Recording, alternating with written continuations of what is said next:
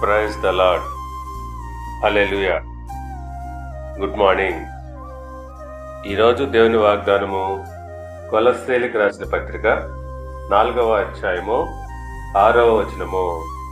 మీ సంభాషణ ఉప్పు వేసినట్లు ఎల్లప్పుడూ రుచిగలదిగా ఉండనీయుడి. ఆమేన్. క్రీస్తునందు ప్రియులారా, ప్రతి మనుష్యునికి ఎలాగూ ఉత్తరం ఇయ్యవలనో అది మీరు తెలుసుకునేలాగున మీ సంభాషణ ఉప్పు వేసినట్లుగా రుచిగలదిగా ఉండాలి. మనము మాట్లాడే తీరు ఇతరుల్లో ఇంకా వినాలన్న ఆసక్తిని రేకెత్తించాలి.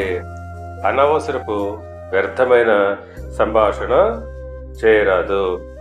ఎఫెసీయులకు రాసిన పత్రిక 4వ అధ్యాయము 29వ వచనం ప్రకారంగా వినువారికి మేలు కలుగునట్లు అవసరమును బట్టి క్షేమాభివృద్ధికరమైన అనుకూల వచనమే పలుకుడి గాని దుర్భాష ఏదైనను మీ నోట రానియ్యకుడే.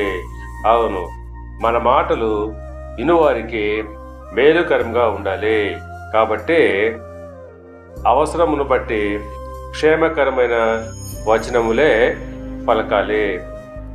దుర్భాషలు ఆడరాదు. దేవుడు మిమ్మల్ని దీవించి ఆశీర్వదించి వర్ధిల్ల చేయనుగాక. ఆమేన్.